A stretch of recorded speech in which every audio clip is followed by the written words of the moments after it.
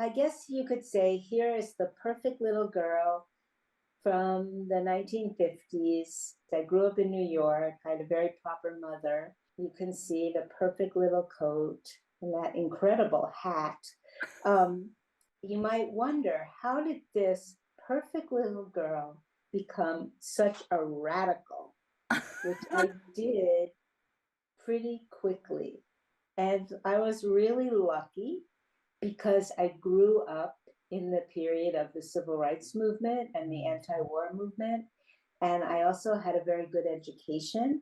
I went to public school, but I went to a really good public school. And it was that era where we really learned about imperialism and we learned about the Black Power movement.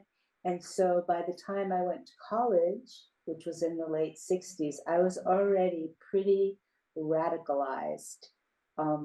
The other thing that happened is that my parents, I grew up in a very middle-class Jewish family, and my parents sent me to Israel in 1966, which is 1 year before the 67 war, when things radically changed, although, of course, the Nakba happened 20 years earlier.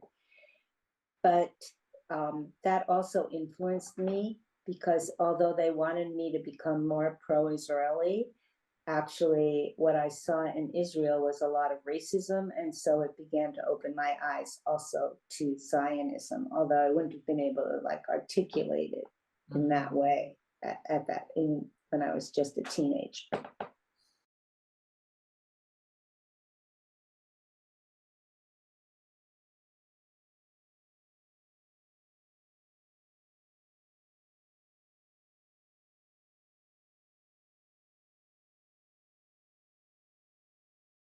The US had bases all over Asia. They had bases in Japan, in Okinawa. They had huge bases. There were like tens of thousands of US troops just stationed in Okinawa, probably 50,000 troops in Japan, between Japan and Okinawa. And of course, they had many, many thousands of troops in the Philippines. And I went to work. This was the beginning of my human rights activity. I went to work with something called the National Lawyers Guild, which I'm still a member of, as a legal worker and as a human rights worker, to aid GIs and who are coming back from Vietnam and who were being basically prosecuted and oppressed in the US Army, especially, this was especially true for Black GIs and other GIs of color. And so this is a picture from a newspaper that we put out, and it's talking about Vietnam veterans requiring more aid, and they still, like, the number of Vietnam veterans who are now homeless in the United States is really extreme. It's astounding. Yeah. And I think majority of them also have mental health issues. Do. They PTSD. We didn't call it PTSD then, but the degree of PTSD for American soldiers, both from Vietnam, from Iraq and Iran and Afghanistan. And one of the things, and I think this is probably true in Japan as well, one of the things is that although the country purports to really support the soldiers and people in the military, actually when they get out of the military or if they have problems in the military, they provide no support at all. Yeah.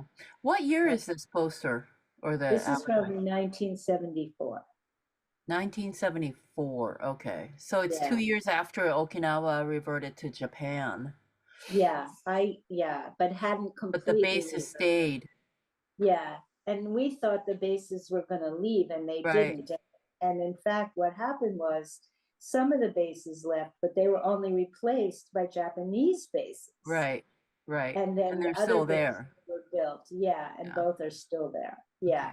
Okay. One of the things that I really worked on was support of colonial people in the United States, from the United States. And one country that has a very similar history to Okinawa is Puerto Rico, and they have they both have the deepest ports in Puerto Rico in the Caribbean.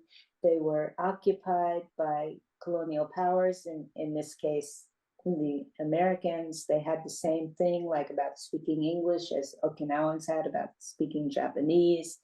And this woman here was actually a hero.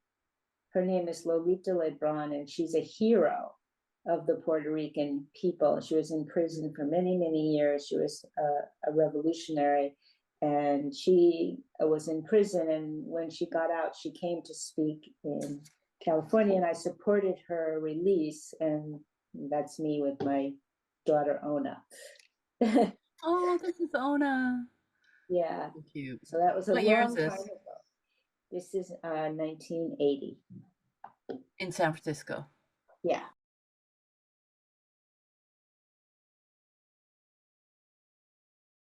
Because I had lived in Okinawa and traveled throughout Asia, I was very interested in the issue of Asia, but also being in Okinawa and having to deal with the U.S. military and Japanese really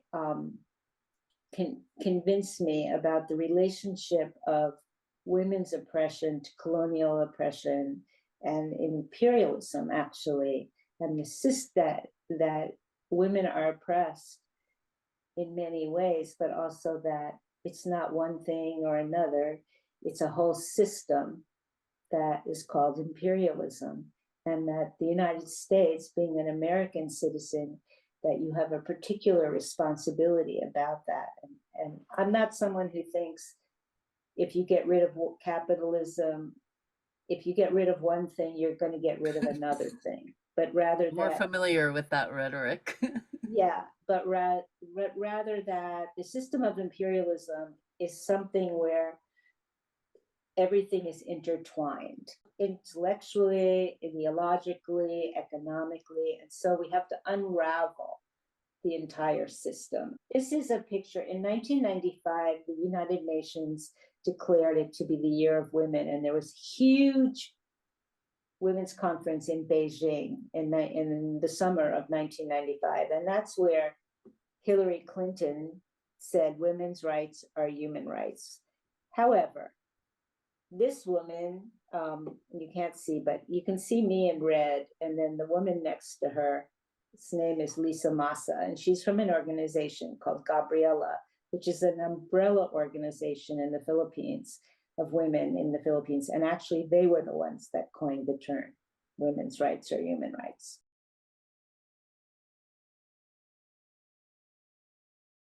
And I went to the Philippines many times and worked with Gabriela.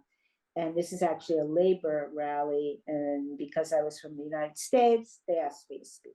Gabriela was hosting a labor rally? Yeah, they were supporting a labor rally. These are basically peasants, farm workers who had been kicked off their land, and they were like retaking their land. This is me with Malalai Joya, who was the first woman elected to the parliament in Afghanistan. And but she was kicked out of the parliament for demanding women's rights. This is like 2010. Yeah. Whatever happened to her? She's still there. She's there and she's fighting. Yeah, she's still there. She's still speaking out. She lives a very hard existence. She's like, she has to go from house to house, and yeah, she can't sleep imagine. I mean, it's like basically they deem it a criminal act. Yeah. And this was like anti-capitalism, where thousands of people occupied Wall Street and also occupied in different cities. And that's where that whole term, the 1%, came from. Right. That the 1% controls 99% of the wealth. Did you know there are more than 700 billionaires in the United States, and they control like They have more wealth than the rest of the world combined. That's why we struggle, because we don't want a world like that. When we look at the world today, we see that right-wing governments are gaining ascendancy, that actually fascistic sensibilities are gaining power. And we can see that certainly in Europe, in Japan. We see that with Duterte and now Marcos. We see that with Yoon. And so one aspect of fascism actually is the oppression of women and really limiting women's abilities to function. And one aspect of that is to control our reproductive rights.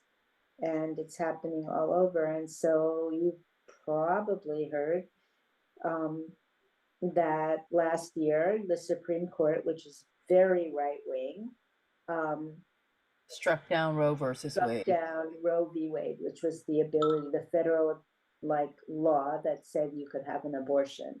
And so this is a demonstration against that. When Hillary Clinton says women's rights are human rights, she means that in the most limited way. Well, it doesn't include Palestinian women. It doesn't include many women. And we know that women's rights and human rights cannot be achieved under the system that we live in. It's impossible. I'm getting the impression that to be a feminist is to actually reject nationalism. Yeah.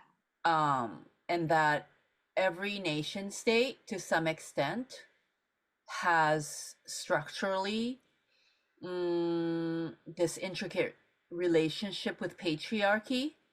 Right. Although I think you have to look at feminism, given the state of the world today, the issue of self-determination for nations and peoples is extremely important. How feminists work in that, it's a sort of story that's continuing being able to be written, and very intricate, how that all works together, the differences in culture, the difference in nationality, and all that. What feminists share is a belief in that the equality of women. Do you want to talk about this photo of Japanese woman? 1920s, in the 1920s. 1920s. The New Women of Japan organized and formed the New Women's Association, and they published a magazine, and they were subsequently banned by the Japanese government. And so these are, our grandma, our great-great-grandmas. Mm-hmm. Look, all over the world in this period, I have a picture like this of my great-grandparents, great-great-great-grandparents, and my great-great-aunts, who were in Europe, also at the end of the 19th century, the beginning of the 20th century, with these women that were in women's groups and forming all these things, and it was happening throughout the world. And then they got, in every country. And fascism swept through. Yeah. So, yeah. And so this was a huge conference, a peace conference, and this is the Japanese delegation. This is interesting. Was there an intersection between the women's transnational solidarity efforts and also colonized people's transnational solidarity in the same region? Do you know? Even those were if you look at the women's suffrage movement in the United States, it was very racist. Right. There were some, but mostly not. And of course, and also there's the class question, because who has the ability to go to meetings in another country in the early or even Black women are toiling 4 different unpaid jobs. Even to go to a meeting when you're taking care of your kids and you're living in a tenement and you're an immigrant and Yeah. So of course the people who can go are not working class people. Right. Well, it is a legacy to be reckoned with for sure, though. So yeah, no, thank you for introducing us. In the 1970s and 80s, there were what's called the dirty wars in Latin America, and really Of course, backed by the CIA. Yeah, the fascists and military controlled, like all these different governments from Chile and Uruguay, Brazil, Argentina, etc. And during those, but there was also great resistance, and tens of thousands of especially young people were disappeared, which basically means they were killed. But nobody knew, they just disappeared. And so their mothers began to demonstrate, to demand, where are our children? And out of this experience, actually, grew international law called the right to truth, which said that people have the right, and societies have the right to know what has happened in their own history, and right to know what has happened to their people. Unfortunately, right now, in many, many places, women, they're like weaponized gangs, weaponized by governments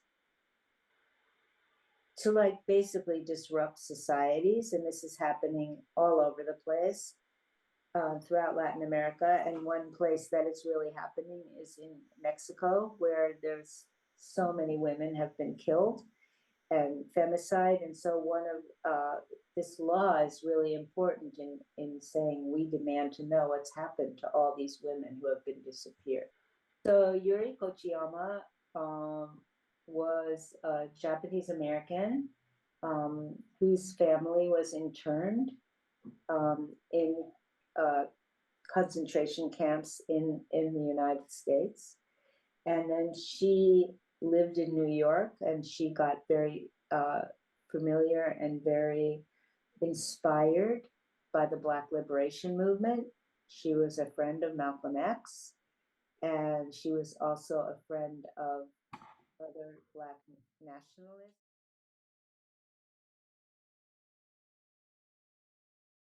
So 1325 is a UN resolution that basically says that, it took a long time to come into being, but it basically says that women have to play a decisive role in any peacemaking or any decisions after conflict.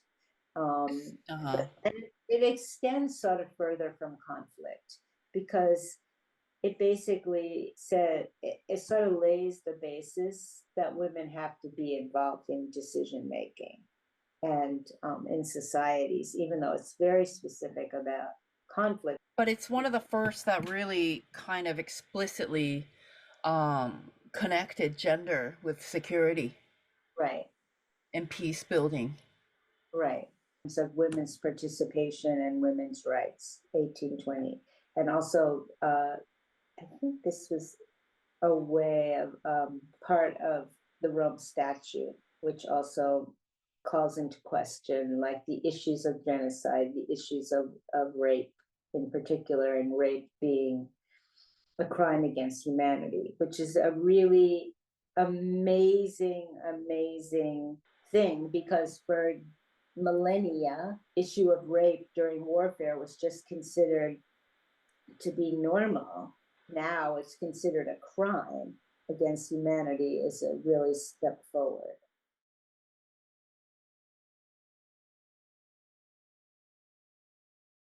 Yeah, so this was a huge, after Trump got elected. That's right. In the United States, there was a march, probably the biggest march in history, of more than 1 million women protesting his election. Trump really is a fascist. We're not doing hyperbole here. Speaking of crazy. Yeah, so this is Palestine. And of course, what's happening in Palestine is genocide. I think for people I was born pretty close after the end of World War II. And I was always, how did that happen? You know, how were they able to kill so many people? How were they able to kill so many Jews? And I feel like I'm living through a period where I can see it. Now it's the Israelis who are killing Palestinians, and the world is watching, and we see the images, and yet it just keeps going.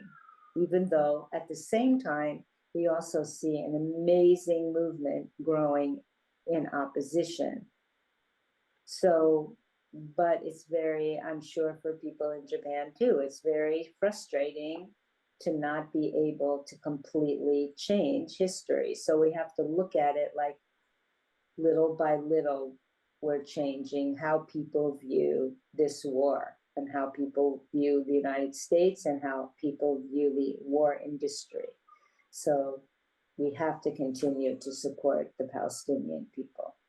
If you have an economy based on producing weapons, you have to use the weapons. Yeah, you have to have good reason to use it. Right, and you have to produce the weapons and use the weapons and then produce more weapons. And when do you use weapons? In wars. This is about Afghanistan, which we talked about, how they use women, like they used Hillary Clinton in women's rights or human rights when they went into Afghanistan. You know, Bush was like, oh, we have to save the women of Afghanistan. But then when it became inconvenient to save the women of Afghanistan, they left. And a lot of weapons came from the US Army to the Taliban. And the Taliban was formed by the United States, just like Hamas and got trained by the Israel. United States. Yeah. As an American and a white American, I have to really understand the essentialness of Black enslavement and racism and white supremacy. And so the role that white supremacy and the enslavement and oppression of Black women has played in the United States. I mean, that's a whole subject in itself. But I think the other thing that makes it pertinent for people in Japan is two things. One is the issue of denialism, that the history of the United States that we're taught, a little less now because Black people have risen up, is really denies the essential part of white supremacy in the history and against Black people and indigenous people in the history, like how that created the United States, created capital for the United States, created the Constitution.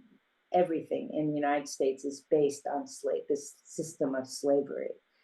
And I think in Japan, the issue of denialism is also really true, whether it's about their role in World War II, their treatment of Zainichis or minorities, their cultural genocide that the Japanese have perpetrated. And so that's our link together in terms of people who want to change that and who are anti-historical denialism. And I think for you as young students, that's something you have to investigate, especially as Japan becomes more important for Japan to have a more diverse population. The issue of denialism is going to become even greater. Yeah, sadly, around the world, we feel like it's becoming more mainstream, huh? Yes, absolutely. Fake news and whatnot. These are basically all the women's efforts around the world of which you have been part, which is the breadth and the scale is just astounding. And there's a lot to take away, I think, for the students. I would say to everyone, something that I say a lot, but, people ask me, oh, how can you do this? Blah, blah, blah, blah.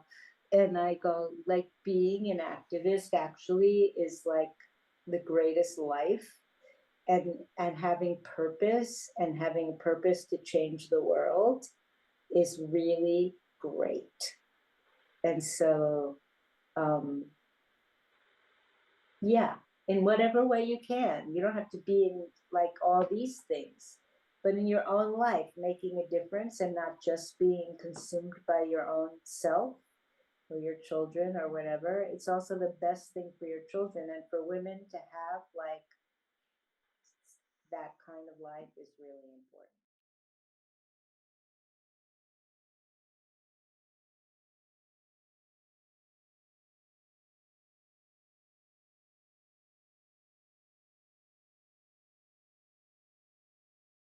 The beautiful forests and rainforests in the north that the U.S.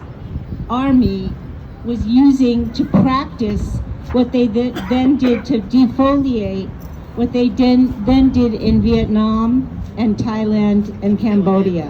And they've continued to do that. Some of those forests are no longer there. And when the U.S., some of the bases closed, what happened? The Japanese military just took them over. And so we're here today to protest both U.S. militarism and Japanese militarism, U.S. imperialism and Japanese imperialism, because we know very full well that Japan is completely compliant and complicit with the aims and goals of the U.S. military. Abe and Trump are really two sides of the same coin. And they both practice denialism. They deny that climate change is happening. They deny the future. They deny the fact that they're interfering in the sovereignty and lives of people, not only in Okinawa, but all over the world. As the U.S. military, they want you to think that the U.S. military is contracting, but actually it's expanding. And it's expanding in Asia, in Latin America, and in Africa. So we have to resist every single aspect of that. And the National Lawyers Guild will be there defending those resistors completely, as we have done for over 80 years. And I just want to say one more thing, that we should say shame, shame on the Berkeley City Council and on the Berkeley mayor, who actually refused, they abstained in the resolution to support Okinawan sovereignty and to condemn the bases. Why did they do that when actually they supported it a year ago? They did it because the Japanese consulate and the Japanese government put pressure on them, and they completely bought it, hook, line, and sinker. So we have to make sure that the Japanese government and the U.S. government do not have control over our lives, do not have control over the lives of the people of this planet, and that we will resist, because we know that a better world really is possible, that a better world really will come if we continue to struggle. Thanks.